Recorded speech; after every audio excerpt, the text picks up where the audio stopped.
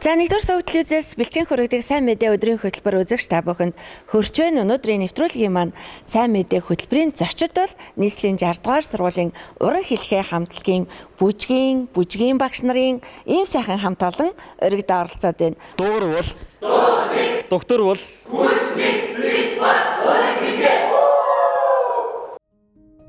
Өвөр Монголын өөртөө засах орны болон Монгол улсын шилдэг гоцлол бүжигчин, бүжигдэглээч Эрдэнэ очрын төвшин Эрдэнэ. Тэрээр эдүгөө Өвөр Монголын өөртөө засах орны Ордос хотын Талын Монгол чуулгад бүжигчнэр ажиллаж байгаажээ. Бүжгийн урлагт 20 гаруй гоцлол, цөөхөл бүжигт 50 гаруй гол болон туслах дүрийг тэрээр бүтээжээ. Ажиллаж явах хугацаанд Хятад, Солонгос, Орос, Тайван, Турк, Узбекистан, Казахстан, Киргизстан, Энэтхэг гэх зэрэг 10 гаруй орнуудаар аялын тоглолт болон тэмцээн уралдаанд оролцож байсан бөгөөд 2000 гаруй тоглолт уран бүтээлүүдэд оролцож байжээ.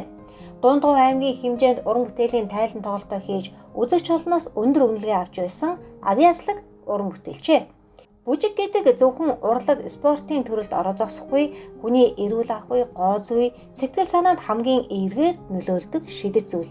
Энэ л шидэт зүйлсийг ахмадуудаасаа суралцсан бүхнээ орчин үеийн урлагийн төрөл зүйлтэй хослуулан шинэ урсгалыг гаргахын төлөө хичээн ажиллаж байгаа төвшин Эрдэнээр бид бахархаж байна. сайн байцгаана уу, та бүхэнд энэ өдрийн мэндийг хүргэе. Намайг Эрдэнэ очрын төвшин Эрдэнэ гэдэг. Би орцын тал нутаг чуулгат бүжгийн багш, бүжиг дэглээч мэргэжлэр одоо ажиллаж байгаа. Би Ситик сургуулийг бүжгийн багш мэргэжлэр 21 онд төгссөн. Мөн нийслэлийн ерөнхий боловсролын 60 дахь сургууль уран хэлхээ хамтлагт бүжгийн багш мэргэжлэр тус ажиллаж байна. Тэгээ өнөөдөр би Морин Эрдэнэ хэмээх нэг тоглолтын нэг би даасан дам бүжгийн тайлан тоглолтоор та бүхэнтэйгээ уулзах болсондоо маш их баяртай байна. Миний тоглолтын гол утга санаа нь юу вэ? Нүунд оршиж байгаа гэх юм бол би үндэсний хэм маягийг болон шинжүүдийг маш их агуулгахыг зорьсон. Тэгээд жишээ нь Ар Монголын соёл түгээх, намб тэр хатад болон хаадын тэр соёлыг мөн Өвөр Монгол бүжгийн төрөл жанр, Хятад бүжгийн төрөл жанр болон хоёр улсын хоорондын харилцааг бас багтгахдах зорилгоор хоёр улсын соёлыг энд ингээд түгээн дэлгэрүүлэх болоод байна. Залуу үе бүжгийн спортыг сонгож сонирхогч хичээлэгч хүүхэд залуучууд клубүүд сургалтын төвөд эрчимтэйгээр нэмэгдэж байгаа бөгөөд үүний дагаад хүүхэд залуучууд чөлөө цагаа зөв боловсон өнгөрүүлэн хүсэл мөрөөдөл тэмүүлэлтэй болж байгаа нь талархууштай. Тэдний нэг нь ариунаа захиралтай хаан уул дүүргийн 60 дугаар сургууль, тус сургуулийн уран хэлхээ хүүхдийн бүжгийн чуулга юм. Тэд Монгол улсын үндэсний бүжгийн урлагийг дэлхийд сурталчилан таниулж, олон улсын уралдаан тэмцээнүүдэд байнга амжилттай оролцоор ирсэн үндэсний хэмжээний томоохон хүүхдийн чуулгын нэг юм а. Тэд олон уралдаан тэмцээнд авьяаслаг сурагчдаа явуулаа зогсохгүй. Өөрийн чуулгын нэр бүхий нэрэмжит тэмцээнийг удирдан явуулж, олон хүүхдүүдийг бүжгийн урлагт дурлуулсан гавьяатнуудаа. Бүжигчдийг бүжигчин төрүүлдэг гэдэг. Уран хэлхээ чуулгын салшгүй нэгэн эрхэм бол бүжиг дэглээж бүжгийн багш Эрдэнэ очир. Тэрээр олон ануу сурагч багчуудыг бүжгийн урлагт хайртай болгож, олон амжилтуудад хөтлсөн бол энэ удаад түүний том хүү гэр бүлийнхнийхээ адилаар энэхүү мэргэжлийг өвлөн авч бүжигчин, бүжиг дэглээч гэсэн хос морьтон болжээ. Түүний шавнарч гэсэн нэр хүндтэй багшаа тоглолтод оролцож байгаадаа баяртай байгаагаа биднээр дамжуулан уламжилсан юм а. Өнөөдрийн нэвтрүүлгийн маань хүндтэй зочид нийслэлийн 60 дугаар сургуулийн уран хэлхээ хамтлагийн бүжигчид, уран хэлхээ хамтлагийн бүжгийн багш төвшин Эрдэнэ маань хоригдоо оролцож байгаа. Энэ жил бас ямар онцлогтой байна? Ямар одоо бүтээлүүд маань тайлан тоглолтоор маань одоо явагдах болоо. Төвшин Эрдэнэ багш маань үзэгчтэй хаалцахгүй юу? Тэгээд бас энэ жил бас Солонгос руу, Хятад руу бас мөн Орос руу ингээд дутгийн тал руу ингээд тэмцээн уралдаанд орохоор ингээд бүгд бэлтгэл ажил хангаж байгаа.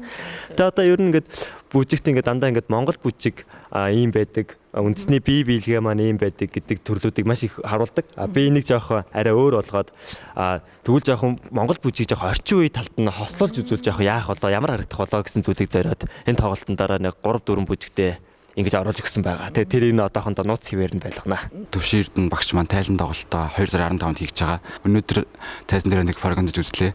За тэгээ юуны дөрөнд Төвшин Эрдэнэ багштаа баярлаа. 2015-нд болох тоглолтод амжилт хүсье.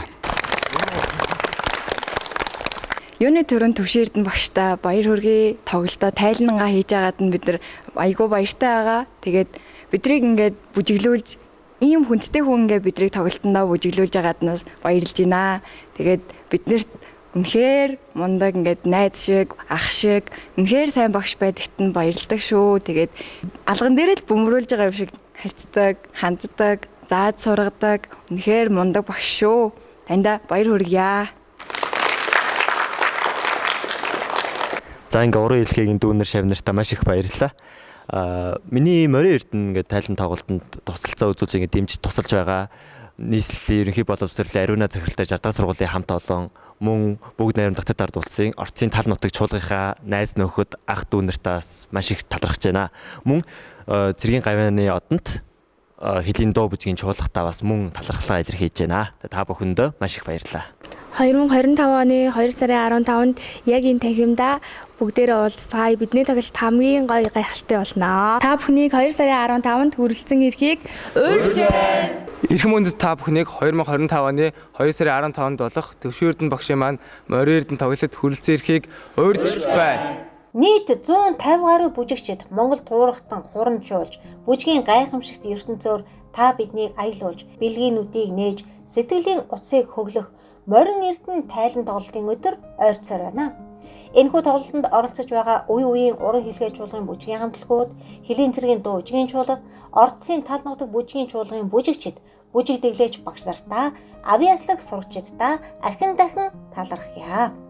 Эрдэнэ очрын Төвшин Эрдэнэ бие даасан морин эрдэнэ бүжгийн тайлан тоглолтыг та бүхэн 2025 оны 2 дугаар сарын 15-ны 15 цагаас Монголын үйл төрчний эвлэлийн соёлын төв ордонд хүрэлцэн ирж үзэх боломжтой.